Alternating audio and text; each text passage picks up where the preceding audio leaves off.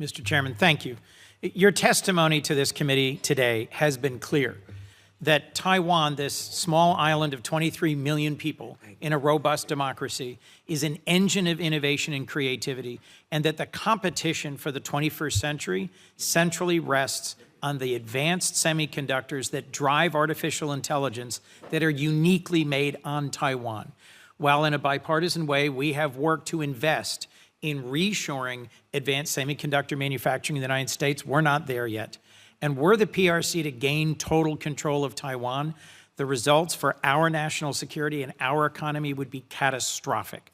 So while on the defense side, we are investing massively in improving our ability to project force in the Western Pacific, on the State Department and the security policy side, we are, I think, failing to take advantage of a bill signed into law several years ago, as you've testified. Dr. Doshi, coming off the Trump-Xi summit last month, frankly, I was holding my breath, afraid that President Trump might give the PRC access to our most advanced AI chips, might grant concessions on Taiwan going against a long-standing bipartisan consensus, and given that there's likely 2 more summits in the near future, I'd be interested in your thoughts. You have supported U.S. PRC leader summits in the past. Walk us through what is a likely ask from Xi and what the consequences might be if President Trump continues this, I think, concerning slide towards prioritizing U.S. PRC relations over U.S.-Taiwan relations.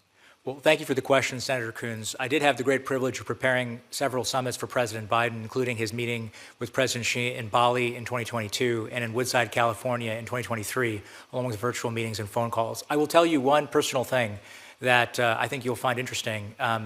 In 2023, when we were preparing the summit for President Biden, we were focused on progress on AI with China, particularly a risk dialogue, military diplomacy, including at the theater level, and progress on fentanyl. Those are the 3 big priorities for us. At one point in the negotiations, China's side was very clear that to make progress on any of those 3, we had to change our Taiwan policy from do not support Taiwan independence to oppose Taiwan independence, the first major change in Taiwan policy in 40 years. We, of course, refused to have that linkage. We didn't think it was appropriate. If someone wants to consider a change like that, it should happen within the context of Taiwan policy itself. I suspect that they will continue to push on that. Yes. And one of the reasons that I don't think Taiwan was a big part of the summit most recently in Busan, South Korea, is because what would make President Xi quite happy is to have progress on that issue in Beijing. Every major adjustment that the U.S. has made with China to Taiwan policy has happened in Beijing, whether that was rapprochement, normalization, or, of course, the 3 no's from President Clinton.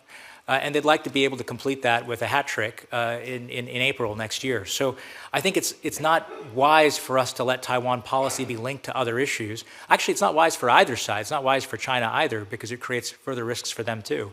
And it creates instability for all of us.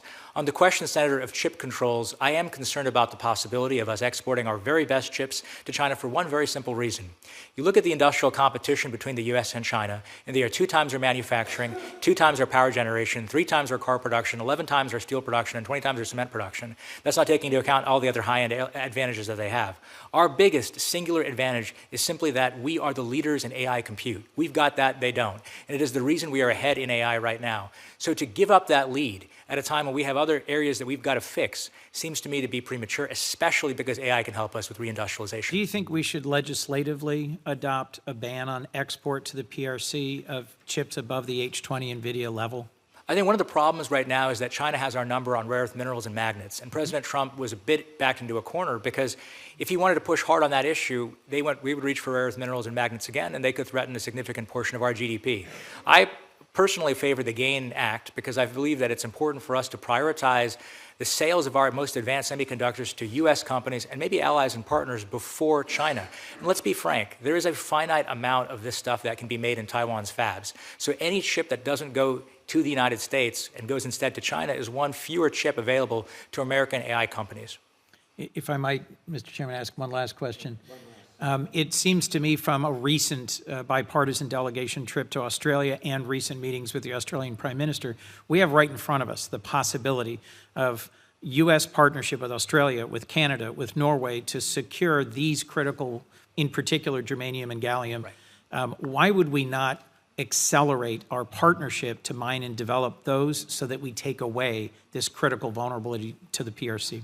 I would think that should be a top priority for the United States right now. This is one of the main leverage points used against us. It supports those minerals in total. The total value of the imports is less than the price of one F-35, and yet they support more than 20% of American GDP.